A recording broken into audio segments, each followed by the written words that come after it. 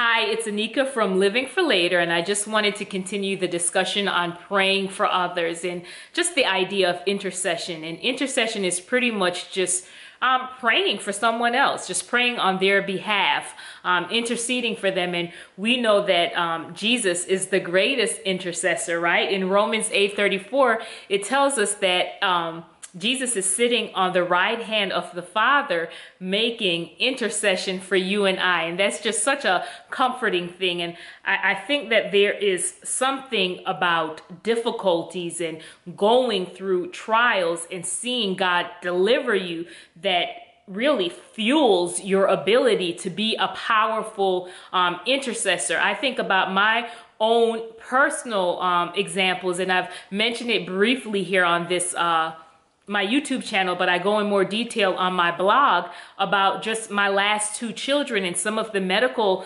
difficulties that they faced earlier on. And we prayed and had other people standing in faith with us and praying, and we saw God move in just a mighty, mighty, mighty way. So because of that, when I hear of somebody who has a young child or just having some extreme health challenge, I have such a passion to intercede for that person because I understand what it's like to go through just that dark place of uncertainty and not knowing what the outcome is going to be, but just standing in faith and just petitioning the Lord to move on your behalf.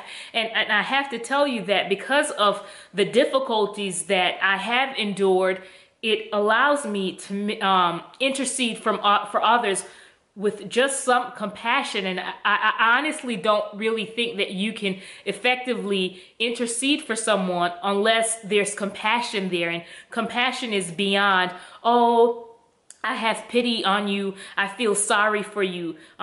When you're truly compassionate, there's some actions to back it up, right? I'm able to cry out to the Lord on your behalf, other than saying, oh, I just hope it gets better. It's, Lord, I'm willing to turn down my plate and stand in the gap for my brother or sister, and I'm believing you to turn their circumstances around. That's true compassion. We see how Jesus throughout the Gospels had such compassion on people, and it was his compassion and his love that led him to perform many miracles on their behalf, right? We see on so many occasions when the multitude was there, the scriptures will tell us Jesus was moved with compassion and he healed them and he prayed for them. So back to this intercession thing, I think, we just really have to ask the Lord, pray and ask the Lord, Father, give me a heart of compassion so that I can truly intercede on the behalf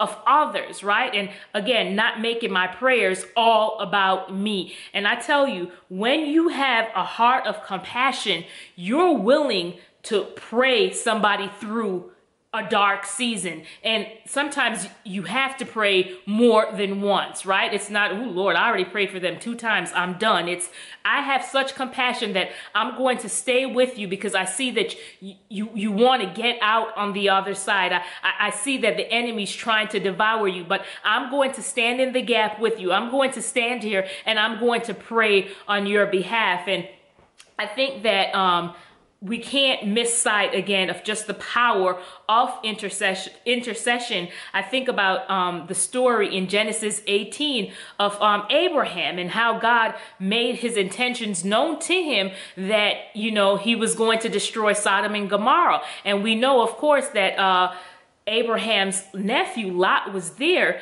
and Abraham began to think of his nephew, right? And he says, Lord, listen, if you can find at least 50 people, right, that are righteous, can you save it? And God says, okay, if there's 50, and they go back and forth. Different exchanges were made. And finally, they ended up at 10. But the Lord heard the intercession of Abraham on behalf of his nephew Lot. And, if you go on to read in Genesis 19, we see that the city was destroyed, right? But Lot's life was spared. And all because of the intercession of his uncle Abraham. So go back and read the story in Genesis 18 and 19, and I tell you, it will just really just get a passion stirred up in you for just having a heart of intercession for others. I am going to end there today. But actually, let me just share this really quickly. Something that just came to mind.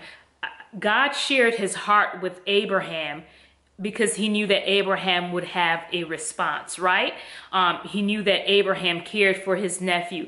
And I think that sometimes God will reveal different things to us about different individuals, and it's not for us to just say, oh, I know this person's business. God revealed this to me. It's for you to pray on that thing. And we have to put different things in place to remind us to pray about the things that God has shown us, whether it's about a family member or another brother or sister in Christ. And I'll give you a brief example. The Lord gave me a dream a couple of weeks ago, and it wasn't a good dream. It was about someone that I knew, a married couple, and the Lord showed me how the enemy was trying to come in to really divide the marriage. And God showed me the specific tactic that the enemy was going to use.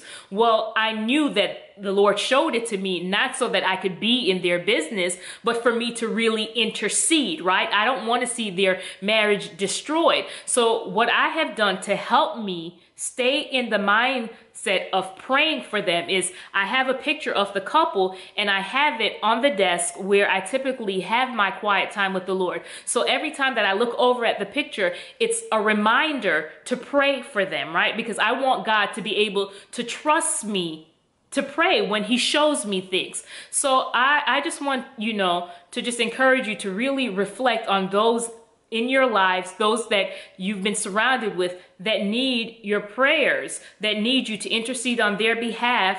And then once you figure it out, who needs your prayers, get busy praying. There's so much to pray for, and trust that the Lord will hear you. All right, I'm going to really stop there today. You be blessed.